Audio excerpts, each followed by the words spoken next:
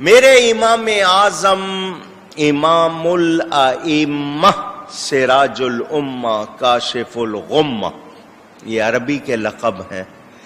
امام الائمہ کا مطلب اماموں کے امام، سراج الامہ کا مطلب امت کے لیے ایسے جیسے آفتاب، کاشف الغمہ کا مطلب اندھیرے دور کرنے والے۔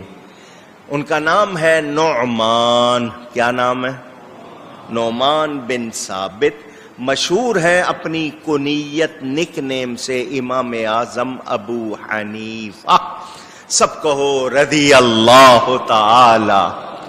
کتنے بڑے امام ہیں، کتنی شان والے ہیں، میں اور آپ سوچ بھی نہیں سکتے۔ حضور کے روضے پہ جا کے سلام کرتے تھے، اے رسولوں کے امام آپ کو سلام ہو۔ قبر رسول سے آواز آتی تھی، اے مسلمانوں کے امام تجھ کو بھی سلام ہو۔ اللہ یا 46 برس عشاء کے وضو سے فجر کی نماز پڑھی ہے۔ جس جگہ پر آپ کی شہادت ہوئی ہے 7000 مرتبہ قرآن شریف پڑھا وہاں پہ۔ کتنے وہ امام تھے، کتنے عالم تھے، کتنے نیک تھے، کوئی انداز۔ ان کی وفات شریف رجب کے آخر میں یا شعبان کے شروع میں وہ بتائی جاتی ہے۔ ہم سب حنفی ہیں۔ کون ہیں؟ اونچی 4 اماموں میں سے ہم امام اعظم ابو حنیفہ کی پیروی کرتے ہیں، حنفی ہیں۔ قیامت کے دن امام اعظم آگے ہوں گے، داتا صاحب پیچھے ہوں، خواجہ غریب نواز پیچھے ہوں گے، بابا فرید پیچھے ہوں گے، امام اعظم آگے ہوں گے۔ وہ امام اعظم، ان کی کتنی شان ہے، کتنا مقام ہے۔ 83,000 83,000 کتنے اصول بنا کر دے گئے؟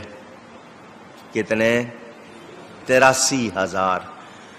1350 سال میں اس 83,000 سے 6 کروڑ سے زیادہ مسئلے نکال چکے ہیں ہم۔ یہ جو آپ آتے ہیں نا مولانا صاحب وہ میری نماز میں یوں ہو گیا، میں نے یوں کر لیا، اور مفتی صاحب کھٹ سے جواب دے دیتے ہیں، یہ جو کھٹ سے جواب دیتے ہیں یہ مفتی صاحب کا کمال نہیں، یہ امام اعظم کی محنت ہے۔ پوری امت کے لیے وہ اتنی محنت کر گئے کہ ہمیں کھٹ سے جواب مل جاتا ہے۔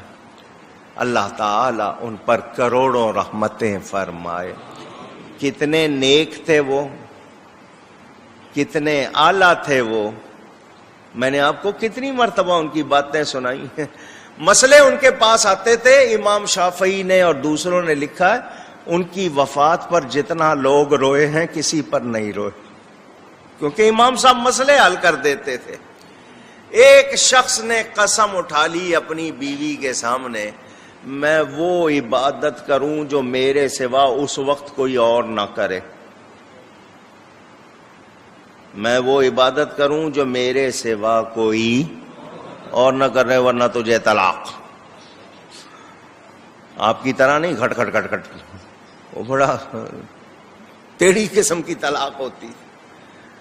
مفتیوں کے پاس گئے، اس مفتی کے پاس، اس مفتی کے پاس، جی بندے نے ایسا کہا، انہوں نے کہا نہیں ایسی کوئی عبادت نہیں ہے کہ وہ اکیلا کرے، دنیا میں کہیں بھی کوئی اور بھی کر سکتا ہے، پوری دنیا میں کیا پتا اس وقت کوئی اور بھی کر رہا ہو، ایسی کوئی عبادت نہیں۔ اس کو طلاق بھی ہو جائے گی، وہ خانس بھی ہوگا، اس کو قسم بھی پڑ جائے گی، بنے گا کیا؟ امام اعظم کے پاس آ گئے، حضرت اس نے یہ قسم اٹھا لی ہے، اس طرح بات کر لی، فرمایا کوئی مسئلہ نہیں حضرت، حل ہے؟ فرمایا ہے۔ کیسے؟ فرمایا خانہ کعبہ خالی کراؤ، مکہ میں خانہ کعبہ خالی کراؤ، یہ اکیلا طواف کرے، کوئی اور نہ کرے۔